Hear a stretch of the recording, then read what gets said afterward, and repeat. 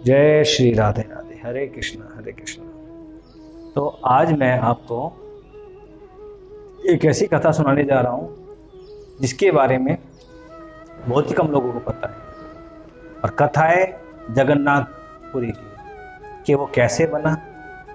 तो देखिए, शुरुआत करते हैं इसकी हम यहाँ से कि महाभारत के युद्ध के पश्चात भगवान श्री कृष्ण को रानी गांधारी जी ने श्राप दिया था कि जिस प्रकार कौरवों का वंश खत्म हो गया, उनका विनाश हो गया, ठीक उसी प्रकार से तुम्हारा वंश भी खत्म हो जाएगा। क्योंकि हे माधव जी, हे कान्हा जी, आप अच्छी तरह जानते थे आप भगवान हो।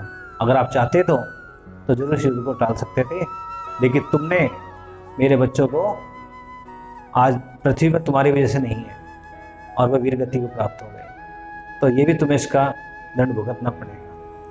और हुआ यही, समय बीतता चला गया। महाभारत युद्ध के बाद भगवान श्री कृष्ण बूढ़े हो चुके थे, परिवार में कोई बचा नहीं था। तो एक दिन जंगल में घूमते घूमते रहे और थक गए। दोपहर का टाइम था और किसी वृक्ष के नीचे लेट गए और वहां उनकी आंख लग गई। और तभी जंगल में एक आकेटक आया हिरण का पीछा करते हुए, और हिरण ठीक उसी जंगल में चला गया जहां भगवान श्री कृष्ण थे और झाड़ियों में छुप गया। आकेटक ने देखा कि जिस दिशा में भगवान श्री कृष्ण सोए हुए थे, ठीक उसी दिशा में हिरण पहुंच गया। और आकेटक को लगा, झाड़ी में देखा कि हिरण की आंख दिखाई दे रही है, और आकेटक को लगा कि शायद ये हिरण की आंख है। तो उसे निशाना साधते हुए तीर चलाया और तीर जाके सीधा भगवान श्री कृष्ण को लगा। भगवान श्री कृष्ण को लगा, भगवान श्री कृष्ण की चीख निकल आई। आकेटक घबरा कर उनके पास पहुंचा। अरे ये क्या, मैंने तो भगवान श्री कृष्ण को तीर लगा दिया। हे ईश्वर, मुझसे कितना बड़ा घोर अन्याय हुआ, हे प्रभु मुझे क्षमा कीजिए। रोने लगा, गिड़गिड़ाने लगा। भगवान श्री कृष्ण ने कहा कि नहीं, इसमें तुम्हारा दोष बिल्कुल भी नहीं है। ये तो वही हुआ जो विधि के विधान में लिखा हुआ था कि पिछले जन्म में तुम बाली थे और मैं राम अवतार में था, और मैंने भी तुम्हें एक दिन ऐसे छुप कर तीर चलाया था। तो ये तो तुम्हारा मेरे ऊपर कर्ज था, तो आज मेरा कर्ज पूरा हो गया। इस कर्ज की वजह से मैं पृथ्वी पर था, तो अब मेरा अंत समय आ गया। हे आकेटक, अगर हो सके तो हस्तिनापुर जाइए और सभी पांडवों को यहाँ बुला कर लाइए, मेरे प्रिय अर्जुन को जरूर बुलाइए।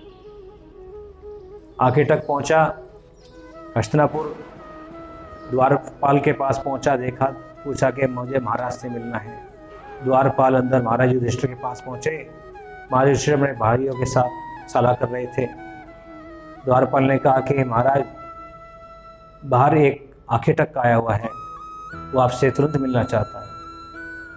महाराज ने कहा कि तुरंत उसको अंदर भेज दिया जाए। आकेटक आया, रोने लगा। महाराज ने पूछा क्या हुआ, कि हे महाराज, मुझसे तो बहुत बड़ी गलती हो गई है। भगवान श्री कृष्ण घायल अवस्था में हैं, मुझसे तीर लग गया है और वो आपको याद कर रहे हैं। आप अपने भाई के साथ वहां पहुंचिए। यह सुनकर अर्जुन को बहुत गुस्सा आया, आकेटक के को मारने के लिए चढ़ गया कि मैं तुम्हें यह नहीं छोड़ूंगा, तुमने मेरे भगवान के साथ तुमने ऐसा किया है। युधिष्ठिर जी ने उनको रोका कि नहीं, बस ये समय लड़ाई करने का नहीं है, युद्ध करने का नहीं है। हम भगवान को चलकर देखते हैं श्री कृष्ण जी को क्या हुआ उन्हें। पांचों भाई भगवान श्री कृष्ण के पास आए। भगवान श्री कृष्ण पीड़ा से उनका बुरा हाल था। कहने लगे, हे अर्जुन, तुम मेरे पास आओ, मैं तुमसे मिलना चाहता हूँ, मेरे गले लगो, आलिंगन करो। लेकिन इस बात को युधिष्ठिर जी से जानते थे कि अर्जुन के अंदर जो शक्ति है भगवान श्री कृष्ण की दी हुई है, कि अर्जुन की जो विजय हुई है भगवान श्री कृष्ण की वजह से हुई है, और वो जाते हुए आज अर्जुन से अपनी शक्तियाँ वापस ले रहे हैं। तो युधिष्ठिर जी ने अर्जुन को समझा दिया कि तुम उनके गले मत लगना, तुम सिर्फ अपना गांडीव जो तीर है उनको स्पर्श करा देना। तो गांडीव और अर्जुन एक ही बात है। तो भगवान अर्जुन ने ठीक ऐसे ही किया, उनके गले नहीं लगा और गांडीव को भगवान श्री कृष्ण को पकड़ा दिया कि हे कान्हा जी, हे माधव, इस गांडीव को ही मुझे अर्जुन समझना। अब जैसे उन्होंने स्पर्श किया तो भगवान श्री कृष्ण तो लीलाधर थे, उन्होंने गांडीव के जरिए उनसे अपनी शक्ति वापस ले ली। शक्ति लेने के बाद भगवान श्री कृष्ण परम धाम को चले गए, अपने वैकुंठ में पहुंच गए। उसके बाद पांचों पांडवों ने भगवान श्री कृष्ण के शरीर का दाह संस्कार किया। दाह संस्कार करने के बाद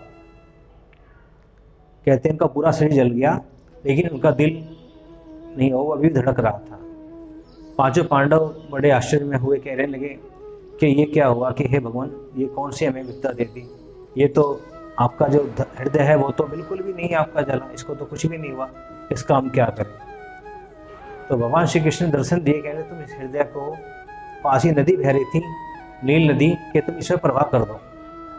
वहाँ से हृदय को प्रवाह कर दिया। प्रवाह करने के बाद कहते हैं वो जो हृदय है वो जगन्नाथ मंदिर जो आज है वो वहाँ के पुजारी को मिला जो उस समय रहा करते थे। और उस हृदय को पुजारी को दर्शन दिए। भगवान श्री कृष्ण ने कहा कि इस हृदय को किसी लकड़ी की मूर्ति में रख दो और वहाँ पर मंदिर स्थापित कर दो।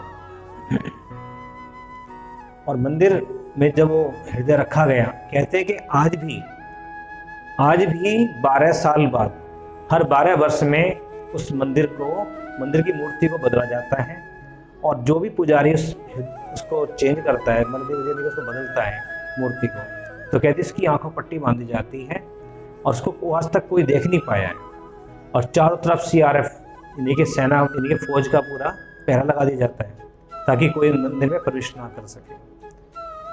कहना ये है पुजारियों का कि जब उसको हृदय को बदलते हैं तो वो बहुत तेज उछलता है, जैसे कोई खरगोश उछल रहा, लेकिन उसका जो हृदय का जो रूप है वो अब तक किसी ने देखा नहीं है। और कहते हैं वही शक्ति जगन्नाथपुरी है, जो आज जगन्नाथ में जो उसको धूमधाम से इसको मनाया जाता है, जो आज प्रचलित है साउथ में। तो इसी के साथ ही आज मैं अपनी वीडियो समाप्त करूंगा कि ये वीडियो आपको जरूर, ये बात आपको जरूर पसंद आई होगी। इसके साथ ही मैं आपसे विदा चाहता हूँ। जय श्री राधे।